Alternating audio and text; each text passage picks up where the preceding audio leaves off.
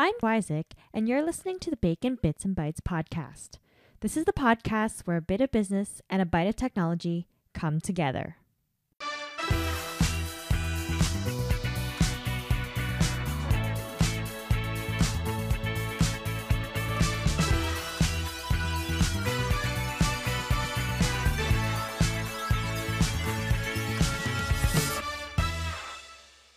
Hi, everyone, and thanks for tuning into another episode of the Bacon Bits and Bytes podcast. I'm excited to be chatting with a few members of the Swyszcz Initiative team. The Swyszcz Initiative is an entrepreneurial community platform that provides resources, connections, and guidance to side hustle and small business owners. Christine Casey Alfonso is the Director of Operations and Business Development. Christine has acquired over 10 years of experience in administration, sales, and client services throughout her years. She previously worked in several sales positions before she co-founded Flaws of Relativity, where she discovered a way to link her interest in beauty, her background in business, and desire to become an entrepreneur. As Director of Operations and Business Development of Swyszcz Initiative, Casey utilizes her business knowledge to effectively create strategies for process improvement to optimize the growth of the company.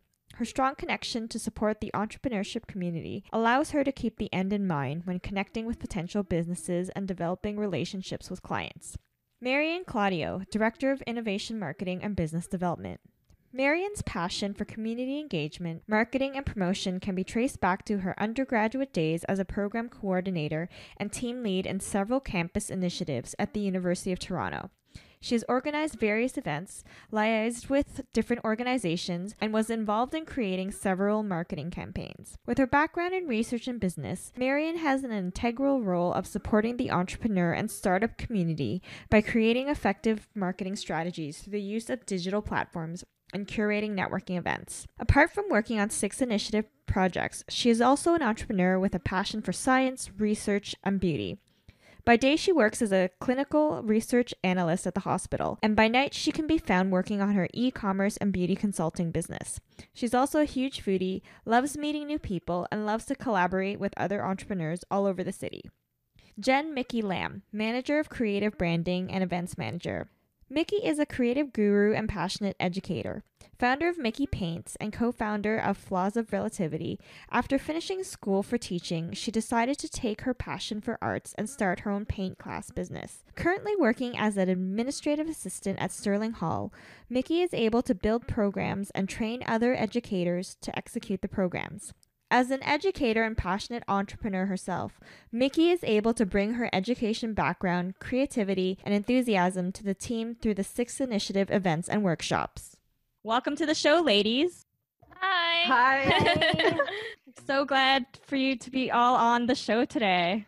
Yay, we're excited Thank you too. for having us. All right, so let's get started. So how did Swyszcz Initiative start? Like, who came up with the idea? So it was actually a small group of us. We're just like a group of friends. We all own our own businesses. And I think subconsciously we all had the passion of educating and spreading that energy.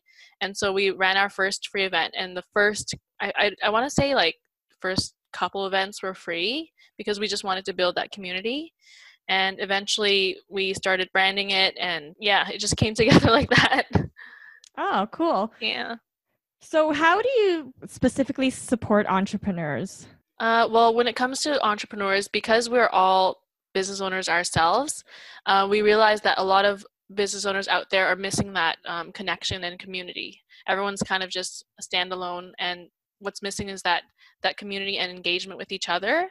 And so what with our events is our one value where people come together just to learn, even if they want to get into business. But a lot of it is that networking aspect and that feeling of welcome that people get when they come to our events. I'd say that's probably the biggest thing that we can offer to business owners. Mm-hmm. And when you guys like started Swyszcz Initiative and when you were building the community, because from what I've noticed from attending a couple of your events, it's a very large engaged community. Like, did it take a long time to get to that point? I would say our first event definitely wasn't as successful per se, quote unquote. So it did take a lot of trial and error. We've had a lot of mistakes on the way, and like whether it's like speakers not showing up or ticket sales and like not having the expected outcome in terms of numbers.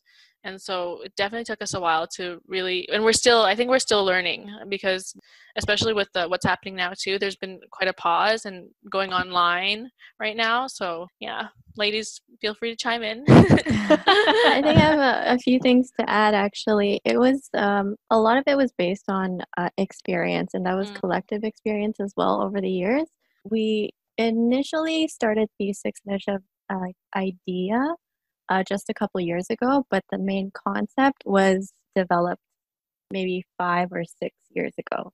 And through all of that, we gained so much experience in terms of running events. I'm pretty sure collectively we've hosted more than 100 events.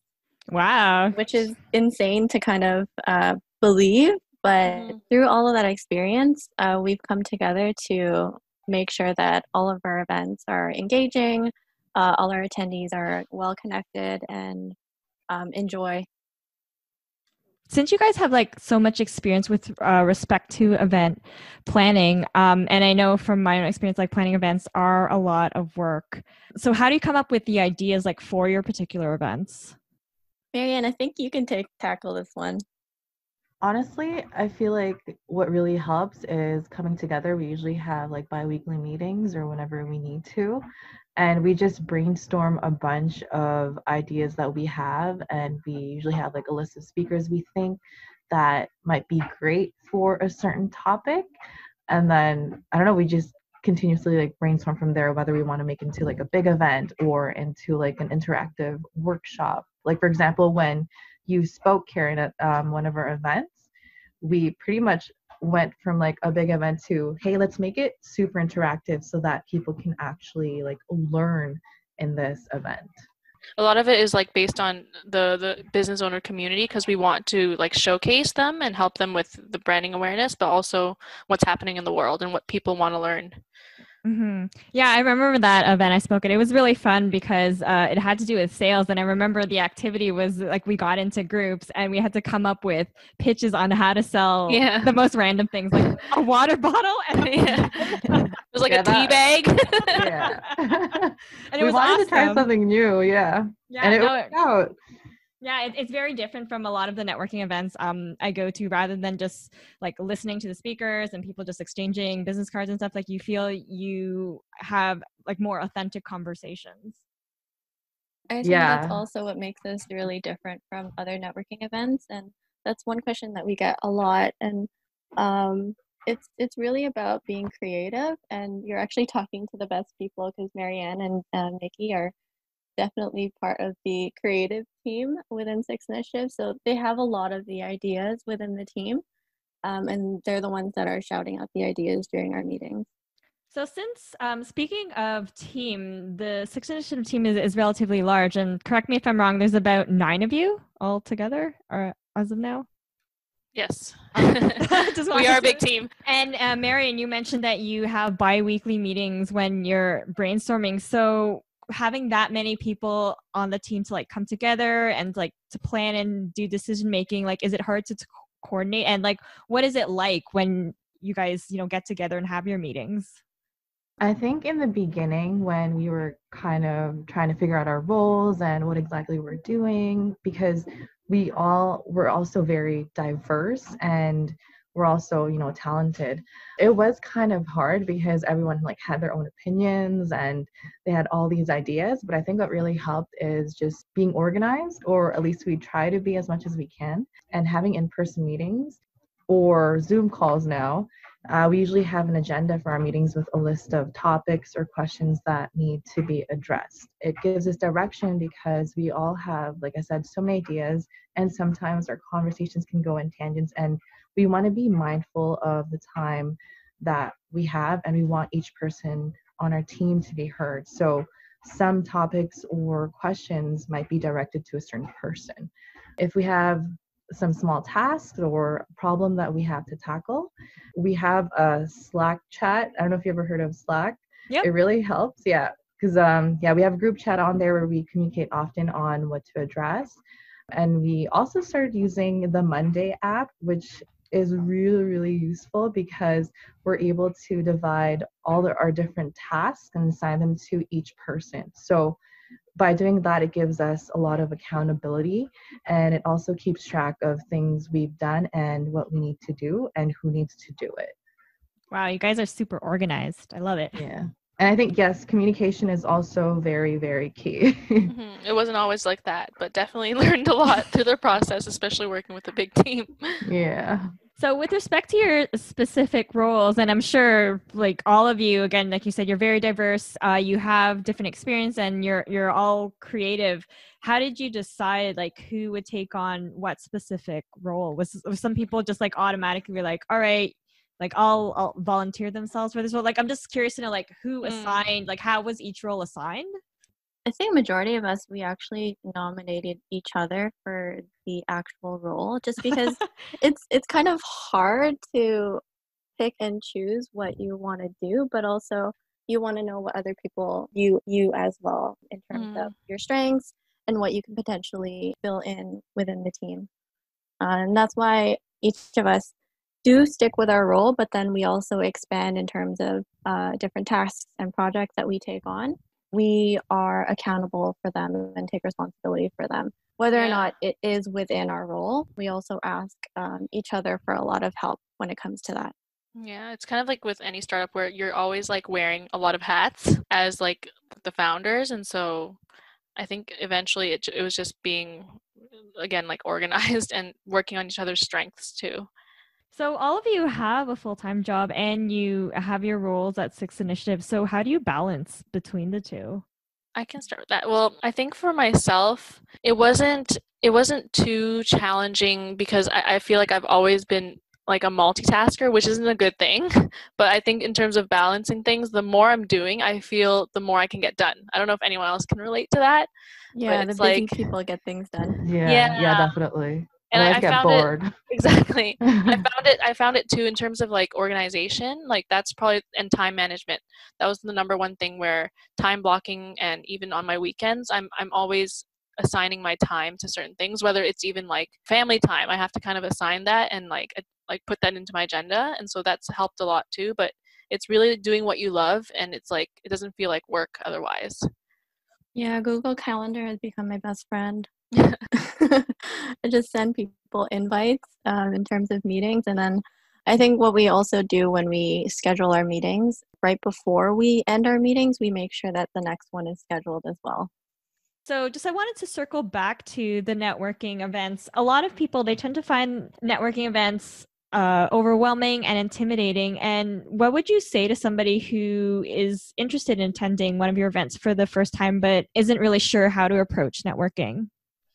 That is a great question. I think even for myself, first going into like networking events, I thought I had to like, well, you do have to be ready with like your elevator pitch per se, but I think the biggest difference with the Swyszcz Initiative is that we recognize that a lot of people aren't business owners yet, and even people looking into learning about business. It's a very like warm and open community where it's not forced for you to interact with anyone, but I think that energy coming from our team really just helps people open up naturally. But when it comes to our networking events, it's just coming ready to learn and knowing that you have a positive, open mind. I think that's probably the only thing that you need coming into our events, whether you're a business owner already or not. I think one thing that we try to focus on as a team is to also make sure that every person that does attend our event, we actually are able to connect with them. Whether it be just a hi or a simple conversation, we want to get to know all the people that do come to our events, because the diversity within the attendees can really range, and we want to know and be familiar with like where they're coming from, what background they have, if they do have even any business background as well. And then we also want to see how we can actually help them, whether it be to simply start a conversation, learn how to talk to people as simple as that, or even maybe some of our services can help them as well. But that's one of the main things, is that we will also we want to focus on connecting with our attendees. Yeah, for sure. That makes a huge difference. Like when people, or especially like when the host comes and talks to you. We encourage people to talk to their speakers. Yeah. Actually, I want to add, like, when inviting someone, like I would edify the speakers and just get them really excited. I'm usually like very enthusiastic anyway. And I think our social media content helps as well, because sometimes I show some of the guests that I want to invite, like, oh, this is how our events actually are and how they're run. And in turn, some of them get excited and, are a little curious, right? So, yeah. So since we're still like talking about networking and for the most part, we're talking about like in-person networking events, and we were so used to having that freedom and flexibility to do in-person networking events. And I'm just thinking, like, for a lot of people, social distancing and self-isolation, it can be very lonely. So how are you staying connected to the Swyszcz initiative community and engaging them? We actually just finished a webinar. It was where we were educating on navigating financially through COVID. So that was a free webinar on Zoom, and it was really nice. We had like about 35 people show up, and it was just really nice because we want to still connect with our community and also give value during this time, because a lot of people need it, especially the resources. And so we've just been running a lot of webinars and interviews as well with business owners. So this is really nice, even being on the other end with you, Karen. Yeah, and actually, so speaking of being on the other end, you just recently launched a podcast. So congrats on that.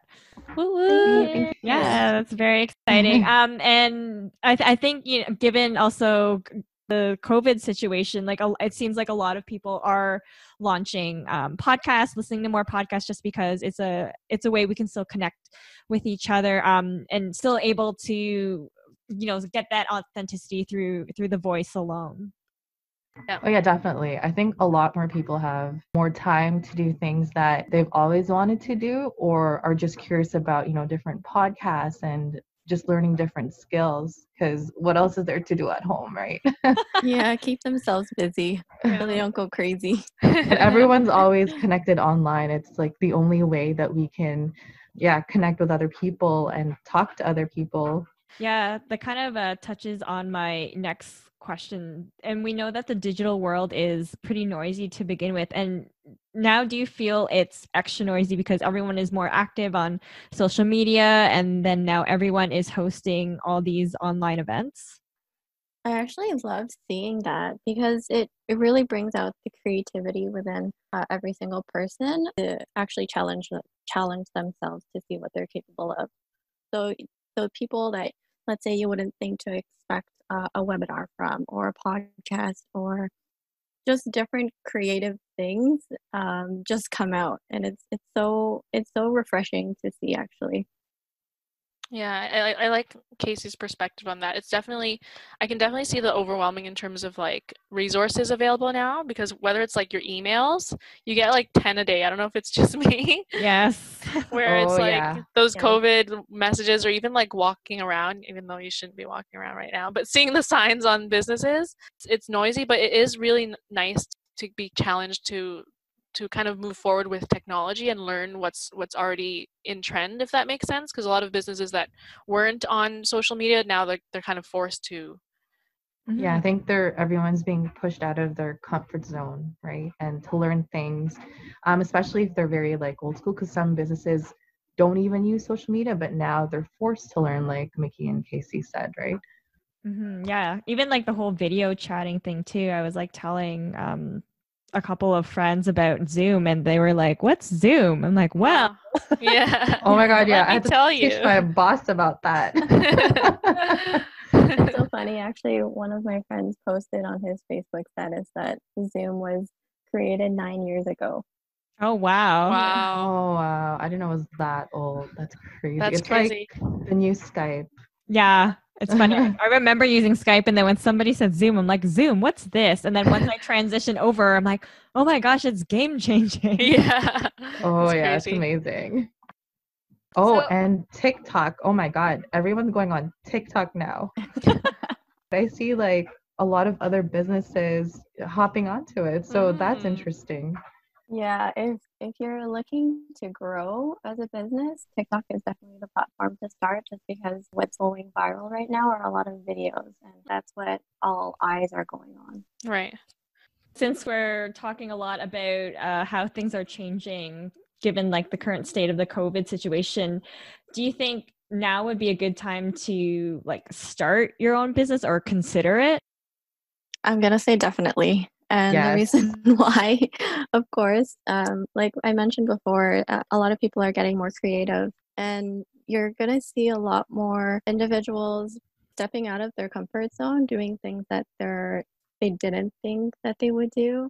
I've seen a lot of people post like workout videos and different things like that, and it's so interesting. But what I think people need to focus on is just to enjoy what they're starting.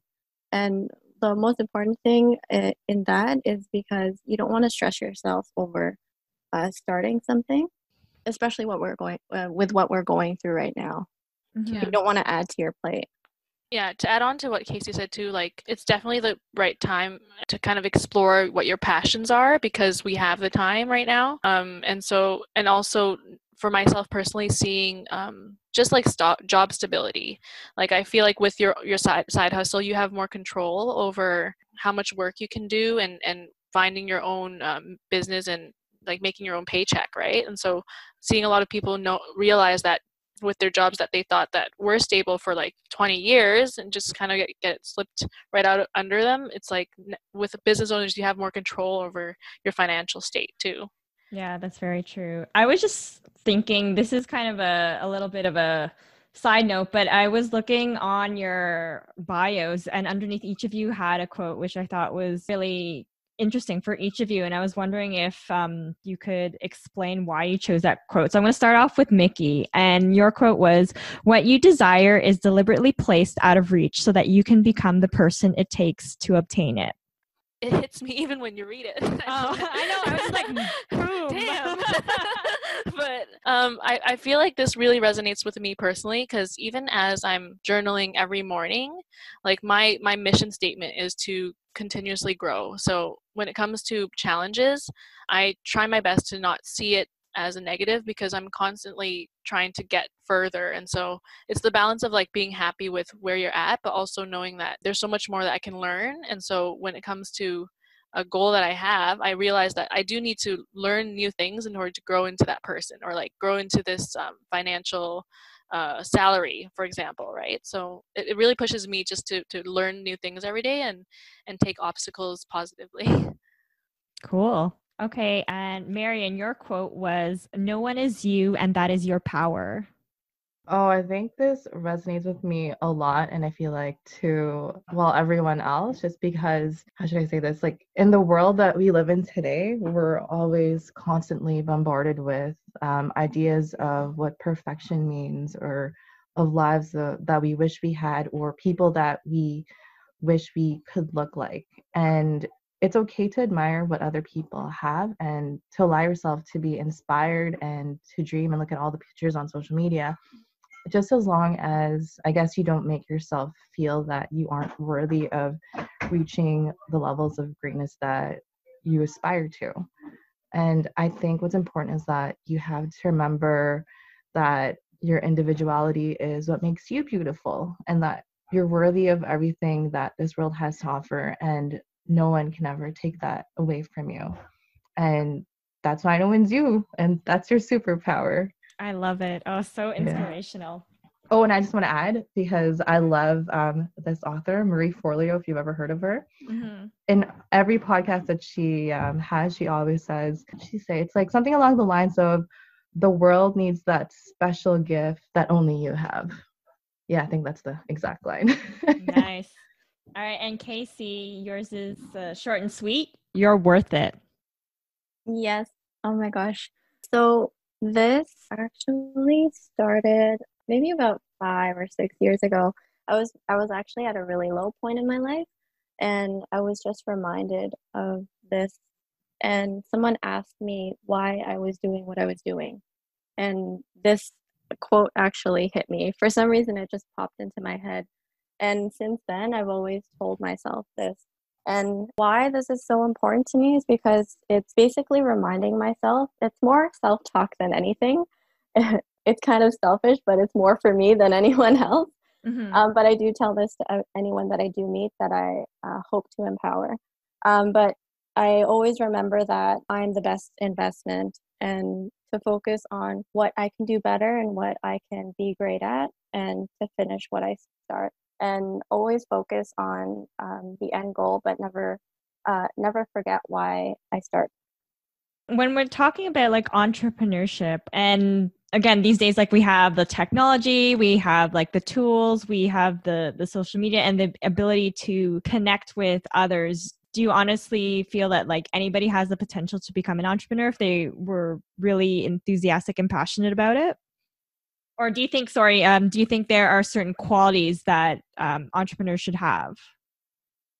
I think honestly, anyone can be an entrepreneur as long as you don't give up. I feel like it is a risk that you're taking, and you have to be creative and think outside of the box. And it's also important to be persistent about what your goal is when you're starting your business.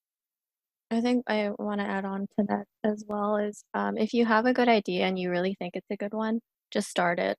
Just sitting on the idea and thinking about if it's going to work or not will most likely not get you anywhere. So I empower anyone who does have a good idea and has tools and resources and connections or can find them, then to actually just start. What would you say are some common mistakes that new business owners make? They procrastinate on what their ideas actually are.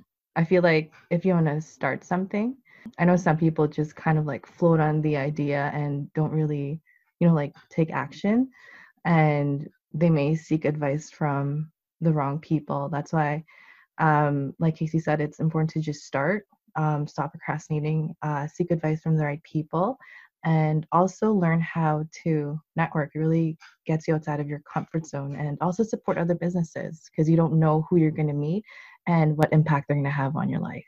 Yeah, definitely.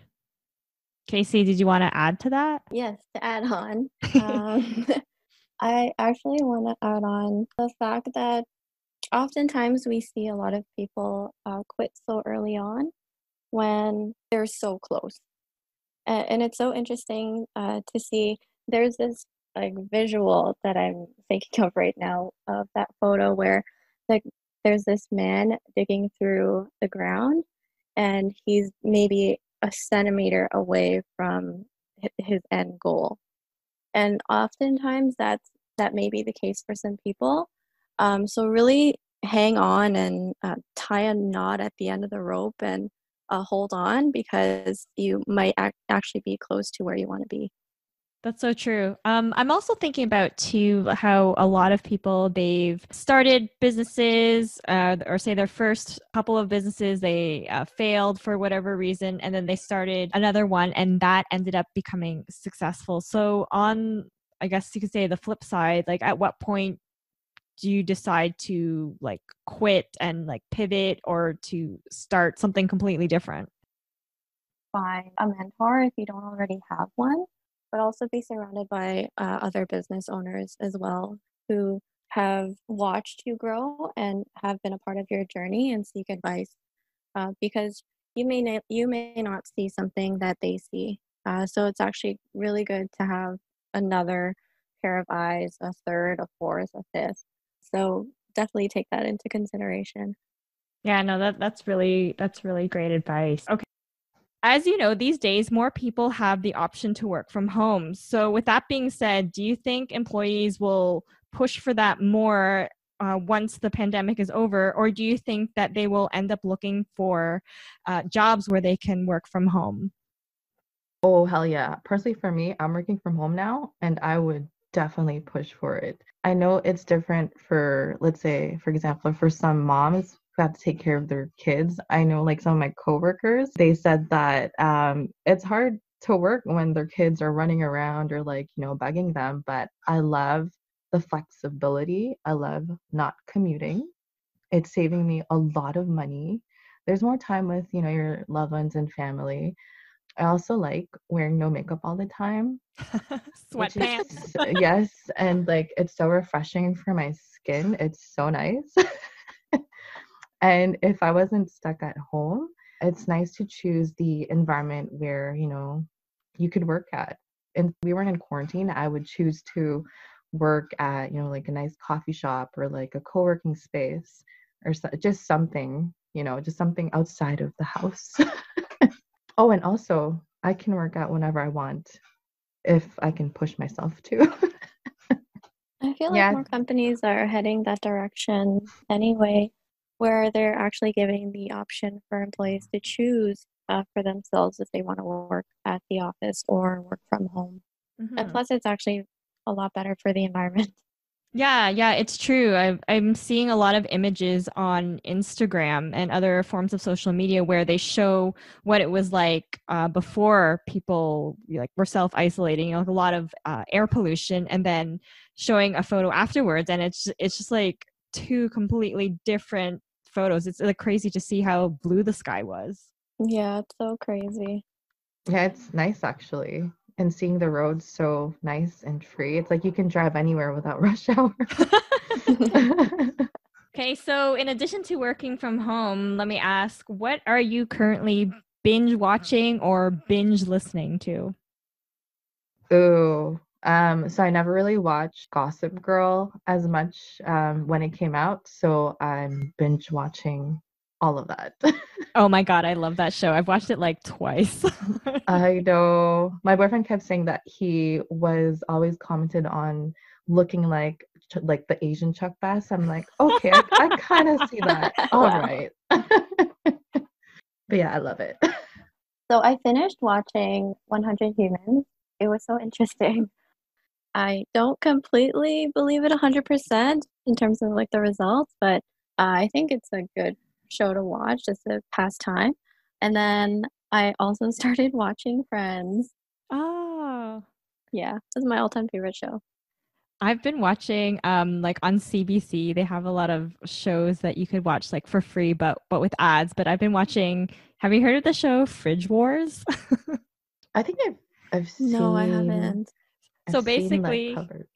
there's two Canadian chefs, and they so what they do, sorry, prior to that is they just like raid the host raids the like these families fridges with all like leftovers and stuff, and the two kitchen chefs, they have to create like a meal out of leftovers. So it's kind of cool to see what they can make. And it's funny because my husband just like, you hate cooking, but you like watching cooking shows. I'm like, no, I like watching people compete in cooking shows. I think it's a whole like competition that I really like. So I've been watching a lot of that. No, that's exciting.